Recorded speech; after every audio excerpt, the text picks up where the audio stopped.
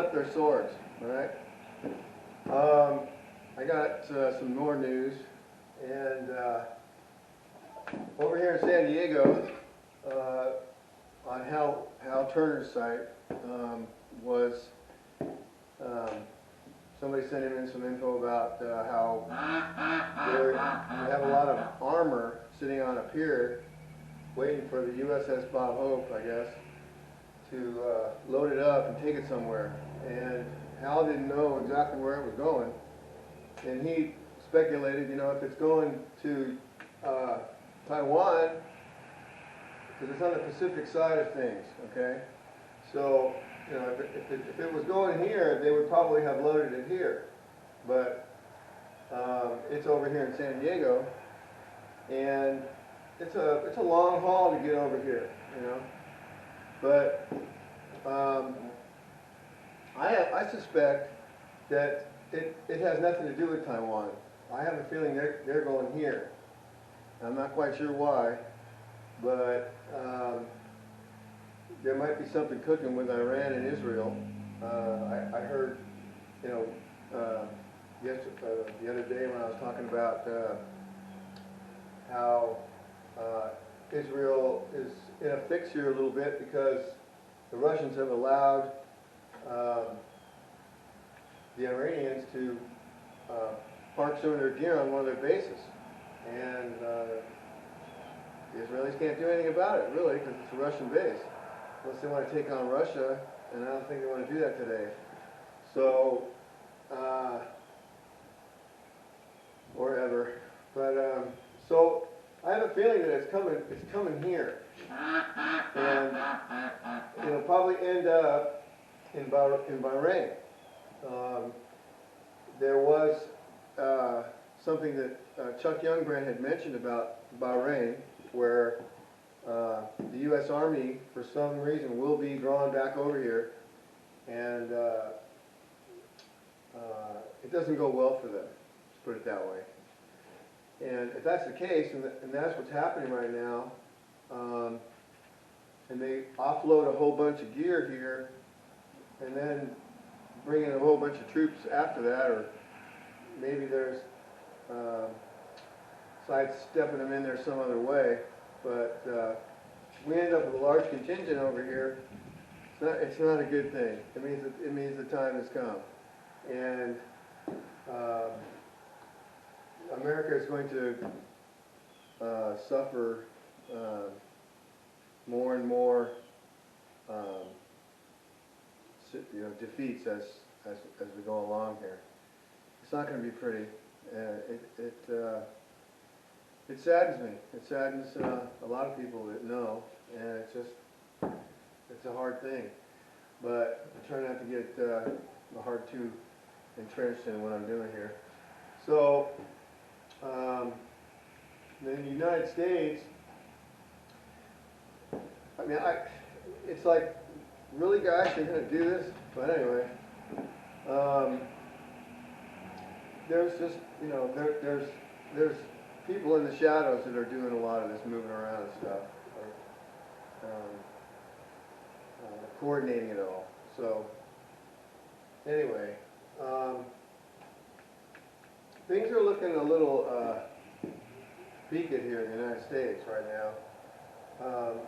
Also, there's some trucking issues going on with truckers that are protesting and such, and up in Canada, and now there's groups of truckers in the United States that are also banding together and thinking about going to Washington, D.C. and protesting about their restrictions and mandates and such. But you know, bottom line is, tyrants do not regard protests. Okay? In fact, these truckers might be playing right into their hands. There's a danger here that these guys assemble somewhere, and they're all located in one small area, relatively small area. They could be seized. Those trucks could be seized. And I'm not saying there won't be some kind of altercation go on, but the fact is that they could be seized, and the personnel that drive the trucks and such could be just sent away on buses back home or wherever. I mean, there's a potential for a problem there. I pray it does not happen, but these guys are, they're reacting, okay? And when you react, unless you have all the information you need, you know, beforehand, you might be stepping yourself into a trap. So you just have to kind of take a step back and think about it and pray about it, because things can go wrong, and they often do. So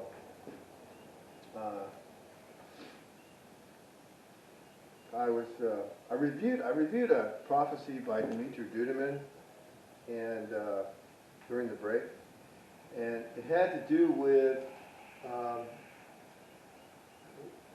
the angel showed him, okay, that there was going to be internal problems within the United States, and that there would be, you could call it a civil war, I suppose, but there would be a group of people from the middle of the country, okay, who would start actually fighting against the government. Now, I've often wondered what would be the catalyst for that, and I can only think of a couple of things, but I would, you know, if they come down, if they suspend the Constitution because of the uprisings that are going to occur, the civil unrest and whatnot, the lawlessness, you know, they have plans in place already to basically stomp on everybody's rights and basically just mark out the Constitution and write their own set of laws and then go enforce them. And when they try to do that, I can see where that might create, especially here in the middle of the country, where most folks are inclined to really appreciate their freedom and what it took to get it, and what it may take to keep it, okay? If that's possible, which I don't think that's going to happen, at least not till later. So I was reviewing this prophecy, and I can see the beginnings of that. With there's food shortages going to be coming because of this trucker issue, and because the supply chain is breaking down, and the financial situation is not getting better, and it's going to cave in on itself pretty soon. So, and this is all planned out, but once the people start fighting against the government, the next thing that the angel showed or told Dimitri was that from the ocean, from Cuba, and from Nicaragua, their missiles would start flying in. Okay, that's when they were attacked, the United States, and it'll be a surprise attack, which is, you know, kind of amazing because this information's out there and it's been published for years, and the Russians know about it, and but our government, they don't believe, so they don't think none of this is going to happen, I guess, or they don't care, or you know, they're just so blind that they just they'll never see it. But anyway, so when this civil war starts breaking out, know that we're really close. Okay, when the lawlessness exceeds, you know, anything we've ever seen before, and there's going to be people that are going to be shooting each other. Okay, there's going to be a lot of people taking advantage of the situation. A lot of wolves are going to be running around out there, and you know, you're going to have to really, really get tight with the Lord and ask Him, you know, what what he wants you to do, and that he guides you through all of this, because it's going to be like walking through a minefield, all right? And it's going to be, you're going to need the Holy Spirit's guidance, basically, to get around all those mines to get to the other side. If there is a getting to the other side. He might take you home, and he might take us home, and, you know, not through the necessary, not necessarily whisking us out of here, okay? There's other ways people go home. So, anyhow, ask the Christians in Syria, they'll tell you.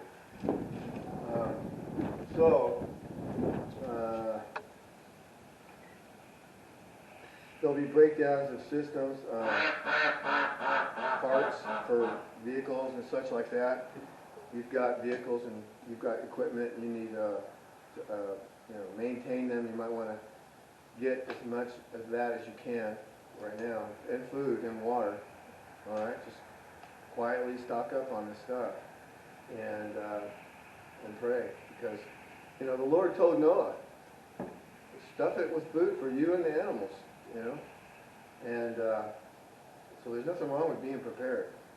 And in the history of lots of different kingdoms, it was usually the people that were used to hardship that made it. And unfortunately, a lot of people in the United States are not used to hardship. They've had it soft for a long time. And only folks that have, taken it upon themselves to learn it or have experienced it because of the necessities of life, But it's going to be a rough deal. And you're going to need to think outside the box, okay? And you're going to have to MacGyver a lot of stuff. So anyway, so tyrants, they don't regard protests, okay? There's only one thing they really regard, and I don't see that happening. Not until it's too late, all right? They're coming around the back door, Okay, so now there's a lot of gear moving around right now. Military hardware, ours, theirs, some of theirs are down here. But mainly, my concern is with the folks that have some of the higher tech devices, okay, and the stuff that goes really big boom, okay. Another thing that Chuck Youngbrand saw was at some point in December of some year, he didn't know, the Lord did not tell him the year, there would be a computer glitch in Russia. There'll be a problem, there'll be an accident. It's going to be a total accident. And it's going to launch 12 missiles accidentally and toward the United States. And at some point, they take out a few of those missiles themselves. They abort or whatever, but at some point, a few of the missiles, they just don't function properly, and they're not able to destroy them. They may try to knock them out with satellite lasers or something like that. I'm not sure how they're going to do it, but they're going to call us up and say, hey, we've got a problem. And then we're going to shoot down a few of those missiles as well. But 4 of them make it, okay? And I have a series written down that I hit, okay?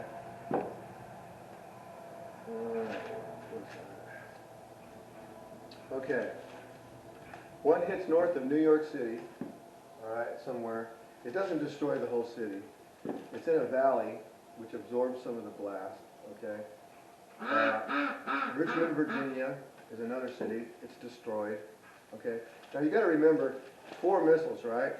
Well, they can have multiple independent reentry vehicles on them, and they can have like up to 10 warheads.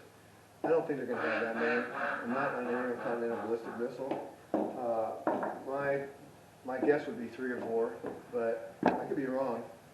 But it's the amount of destructive force that actually hits the ground. And you know, he didn't make any qualms about it. He just said Richmond, Virginia was destroyed. Okay, and Columbia, South Carolina was destroyed. Lexington, Kentucky was destroyed. Pardon my critters. So, now he also said this would be about 2 years before the war, okay, of a thermonuclear attack on the United States by the Russians and Chinese alliance, okay? So, that hasn't happened yet. This glitch has not happened yet. And so that's why I don't think we're really going to have this gigantic conflagration over there just yet. But that doesn't mean that bad things aren't going to happen, and we're not going to lose a few ships, and we're not going to lose a few troops, and some conflicts over here with some of the proxies, you know, Iran, you know, other areas, and they may be within our own country, you know, also. So anyway, so that's kind of the update that I have for right now, as far as I know. One thing I was going to read was, it's in Revelation, and I think it's chapter 6.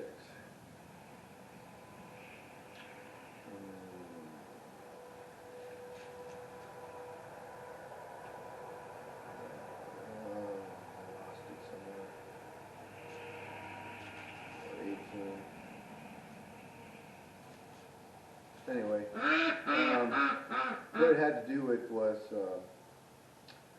how the 10 nations are going to hate the whore, okay? And they're going to utterly burn her with fire, strip her naked. And I can see why, you know, now, why they would be upset, because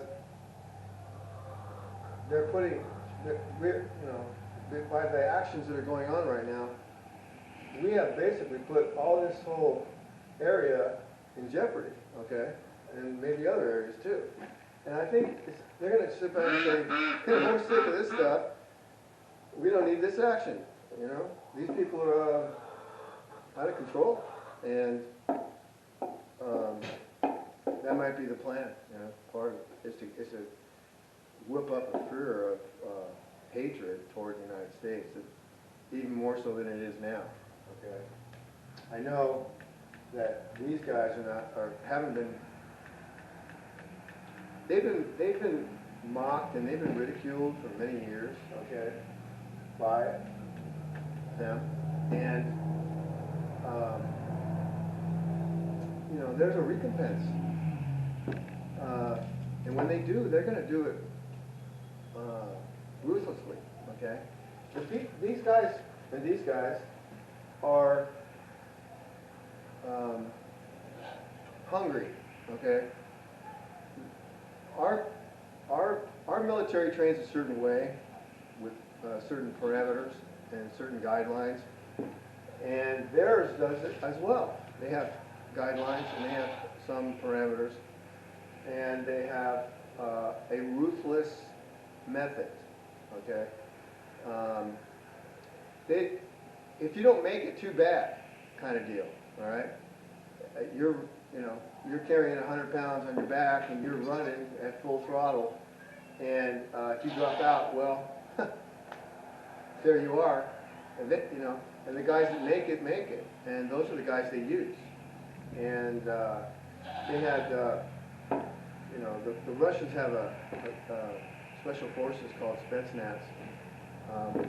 Years ago, a lot of people didn't even know about them, but they're kind of handpicked out of certain units, and they're selected by their intelligence level, their physical prowess, their tenacity, what they got up here and what they got right here, and then they're put through a a rigorous training regimen that is, I don't think anybody else does what they do, okay? Because they're outside the box, and I mean outside the box of the box, okay? They're pretty brutal with these guys, and they teach them an immunity toward mercy or pain, and you know, they're not people you wouldn't have them over for dinner, okay? But some of them excel, and some of them go on after their stint with them, and they do other things. But it's like they're always kind of on call. And anyhow, well, those are the kind of people that are coming. All right, those are the kind of people that are here now. All right, there are bases. There are secret spots in this country where these guys are holed up, and they're in places you'd never think. They have ingenious ways of concealing themselves and also melding into the populace without any suspicion whatsoever. They sound just like you. They sound just like me. Anyhow, they're very good at what they do, and it's a wealth. I mean, this plan goes way back. This plan goes back generations, okay? So they've had lots of time to think about it and lots of time to plan it and lots of time to use an unorthodox route to get there, okay? So I'm just saying that, you know, when all this comes down, there's not going to be any mercy much, okay? There's not going to be any consideration for women or children or elderly or anybody, all right? They're going to change street names here. They're going to change town names here. It's going to be put under new management, all right? And this has happened before in the past, okay? Israel did the same thing. In Isaiah, it speaks of how they had pride, and God quenched it. And it took them a long time, but they were captives for many, many years because they abandoned their God, you know. And nations that do that end up suffering the same fate. So anyhow, so that's about it for my brief today. But I would stock up on food and water and flashlights, batteries, all that kind of stuff. Because when these there's also disasters coming. Okay, some geological disasters. There's going to be earthquakes, some severe earthquakes. That's another thing. These guys, they're gearing up, but they're not quite ready yet. You know, they want to come in through here when things are at the lowest risk possible for their troops and their people. And they're going to wait until the opportunity presents itself.